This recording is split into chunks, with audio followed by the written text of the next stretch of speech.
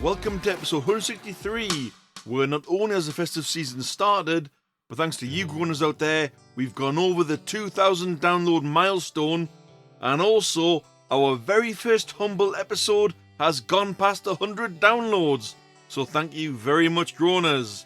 This is all very humbling, and New Jersey, you've taken an interest in the podcast recently. Hope you're enjoying the groany ride.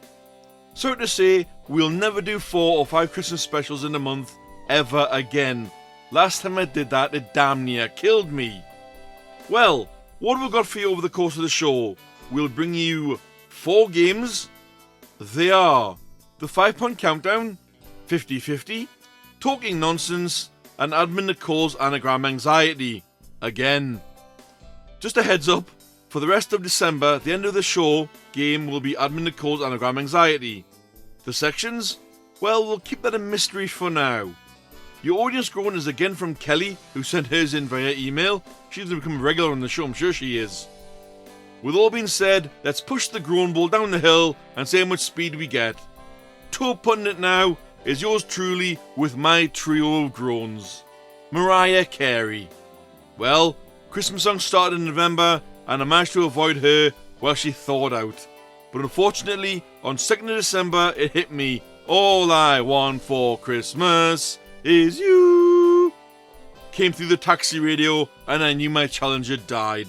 Can we not shove her back in the freezer for a year or two and give that bloody song a rest? Chili or spice and everything. Right, stop this nonsense now. I know we've been here before, grown, I've said it before.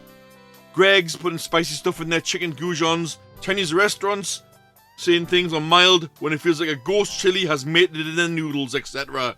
Not everyone is a spice head, I've said it before. What next? Putting chili in tea or coffee along with the milk? If that's a thing, stop the world and let me get off. When things get stuck in your teeth, no matter how hard you try or floss or brush, you can't get it out. It's like the little piece of food or sweet has taken residence in your gob without rent. Finally, days later, you find yourself chewing on something, going to spit it out in disgust, and then realise it's a little guest from days ago. Teeth need to evolve, as well as toothpaste, and everything else to get little bits of food out your teeth. Well, groaners, my guns have been fired from the groan cannon. Where they land, I do not know. We'll launch off the audience groan later on though. Let's play our first game, which is of course, the 5-point countdown. Okay groaners, here we go. Clue 5 for 5 points. They are a convenience food and are a quick snack. Bit of a change to the way the game goes as well this week. I'm gonna not repeat the clue or anything. I'm just gonna carry on the show, but it's up to you to pause after each little thing I give you, okay? Clue 4 for 4 points. You can cook them in a pan, or in some cases, just add water. Clue 3 for 3 points. In some countries, they have stores and or museums dedicated to them. Clue 2 for 2 points. You don't always need a fork to eat them if you have the skills. And clue 1 for 1 point. There are many styles and flavours of this packet or cup snack. The answer will come later, groaners. And you can pause here, have a think, go back through the statements again, and then decide what your answer is. And then are you going to change your mind from 5 to 4? And maybe get it right at 3? Or get it wrong? Who knows? Like I said, answer to come later.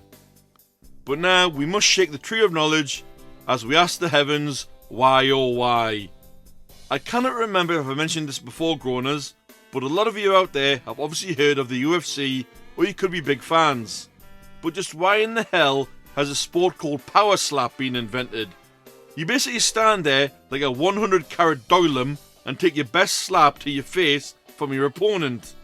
This is like a schoolyard game which was equally pointless. How empty must you feel raising a trophy for how hard you slapped someone? Power slap. What's the point? Someone please answer me. Why, oh why? Never mind the why now, as we invest in Creepy with Creepy Corner from Admin Nicole. Your story this week is called Who Stays? Who Goes? The walk out of the woods was a silent one. Robin had so much going through his mind that he didn't know what to say. Sean was overcome with grief and rage, his usual emotions whenever he gets that close to Vanilla. He thought they would calm or quiet down, but even after all that's happened, he can never let go of his feelings. However, both of them were shocked out of their own minds as Robin saw Cove rushing towards him. He was supposed to stay with Carla, so for him to run towards Robin could only be bad news. Mama can't stay still. Keeps changing. Mama isn't Mama. The nice lady looked scared, so I came to get you, he said. Robin always found himself soothed whenever he heard Cove speak. It had been such a short time, yet his speech and understanding of things was always improving, even if it wasn't perfect. He always tried his best, and Robin admired that in him. Now wasn't the time to be impressed though. Something was wrong with Carla. Robin picked up Cove, and they rushed back. That's where they found Carla lying unconscious on the table right where she was left. The only difference is now she was tied up. Dawn explained how she was able to get all of the toxin out before it should have caused any lasting harm. When she did though, Carla's body began to change, almost as if her soul couldn't recognise who she was anymore. She would keep switching from one form to the next, as if somehow they were all Carla, yet not her at the same time. Dawn tied her down for her own safety. Whatever was happening, only Carla could save herself now. Dawn ushered everyone out the room and advised them to all stay away until it was safe. That's when Robin admitted the truth about what really happened to Carla and all the times he failed to save her. The life she lived, the identity she's taken on. Carla, the girl she was born as and spent most of her life as, she was sweet and had a stronger heart than anyone. She received the blessing of the Caspian red deer at her blessing ceremony. The year after that, Lily received hers, and Carla was the sacrifice for that year. Robin found out and did everything he could to save her, but by the time he found out, she'd already changed. After that, she was Maria at the age of 18 years old. She was strong, she never let her pain show. She was at the mercy of her village, and yet she accepted it all. Maria had a strong sense of duty and love for her people. She was granted the blessing of all variations of the nudie branch. This was the point Robin knew it was her, and he tried to save her, but it was too late. Next, she was Caroline at the age of 19 years old. She was resilient and courageous, a natural-born leader. She was granted the blessing of a trilobite beetle. She was known and respected in her village as an ancient warrior. She went to patrol the surrounding desert after the blessing ceremony, when one small mistake by Robin cost her life. Then she was Sarah at the age of 20 years old. She received the blessing of the Alcan blue butterfly. Sarah was carefree yet smart. She was a master of making things work to her advantage. She hid behind a mysterious doorway to evade detection. This was when Robin was finally able to save her. This is how she returned to being Carla. If Dawn was able to remove the toxin from Carla and save her life, it was possible to also unearth buried memories or even identities. Dawn hadn't heard of it before, and Sean wasn't too aware of it either, but that's when Fawn spoke up. I've seen it before, only once, in the woods a few years ago. The deer alerted me to someone that appeared to be sick in the woods. It was a young boy. He was in so much pain. His body was so twisted, and he was constantly changing that he couldn't maintain the form he was in, switching non-stop between squirrel and dove. Every switch made the boy scream louder, in agony, as he would cough up blood more and more. I tried to help him. He was so young, but I had never seen it before. I asked what I could do. I'll never forget that day. He grabbed hold of my shirt with such force and begged me to make it end. He just wanted the pain to stop. I didn't want to do it, but he was dying anyway. He begged me with his last breath to put him out of his misery. I couldn't bear to tell anyone, so I set him free and I buried him in the woods, hoping his next life would be better for him, one explained. Dawn wrapped her arms around her son and reassured him he did nothing wrong. He saved her life, even if it may not feel that way. This only led to Robin growing more and more panicked though. If Carla wasn't the only one like this, then was it even possible to get her back? Just then, Sean put a hand on his shoulder. Whatever is meant to happen will happen. We must accept that. All we can do now is wait. That girl must now fight every version of herself for absolute control of that body. If they can't agree, she will die. And if they can, she won't be the girl you knew anymore. You can only wait for them to make the decision, he said. Nicole, This sounds almost like a battling against inner conflicts, which a lot of people do, or past lives, which a lot of people are convinced they have memories of. Well written. And more Creepy Corner next week. Let's game it up now with Talking Nonsense. Round 1. You always get in a bind with this during present preparation. Your nonsense is... Faceless. Pause your groaners. Have a think what the gibberish could be, then unpause. Round 2. This can be added to snacks or meals to give it more flavour. Your nonsense is... Pause your groaners, especially the foodies. Have a think. Answer, then unpause. Round 3. Walls and some types of bags use this. Your nonsense is... Pause your groaners. Have a little think. Answer, then unpause. I'll twist the gibberish to make sense later with the game answers. But now it's over to you groaners with the audience groan. Again, this one comes from Kelly of High Heating this week. My OCD for flipping off switches. Help me.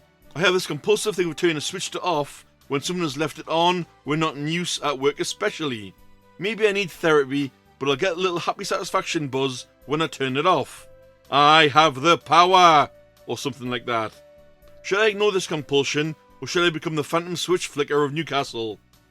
The platinum light flicker. Good groan, Kelly. If you want to send in a groaners, you can do so in a myriad of ways. You can use the show email, which is thegroanzonepod@gmail.com.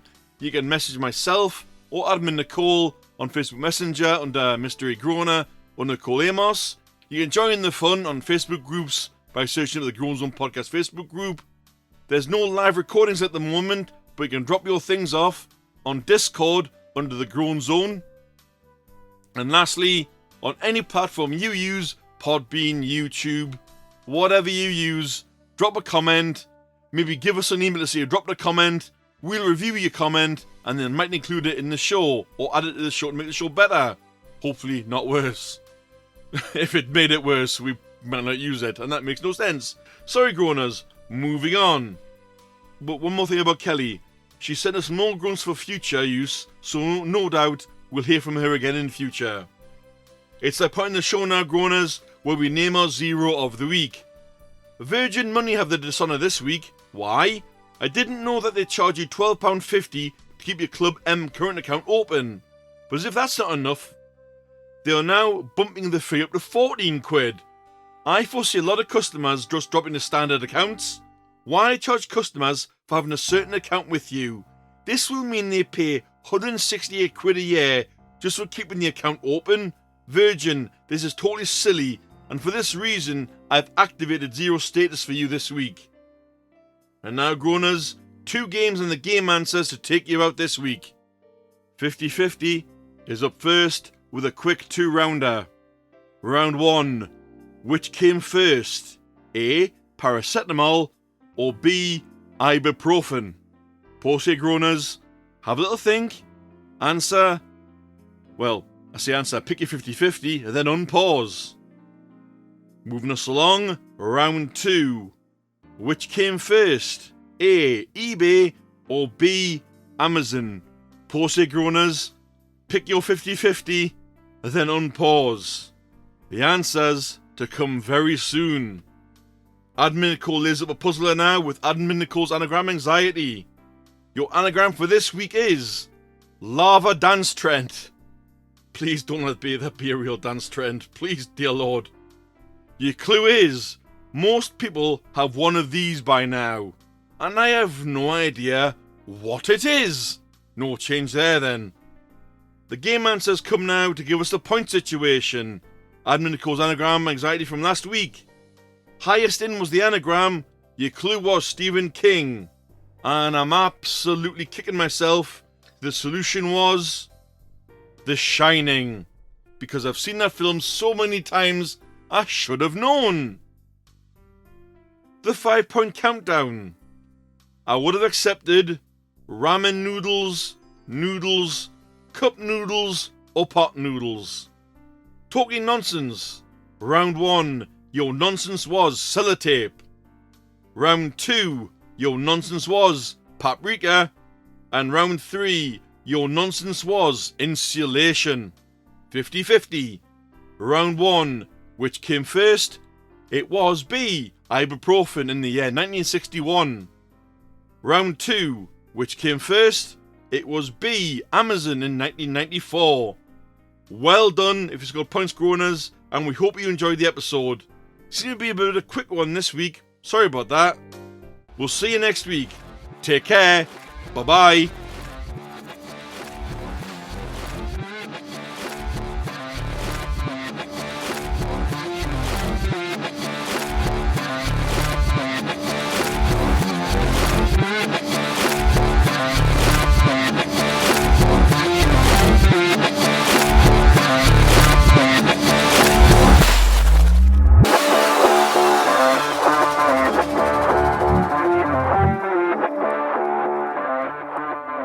But now we must shake the tree of knowledge as we have.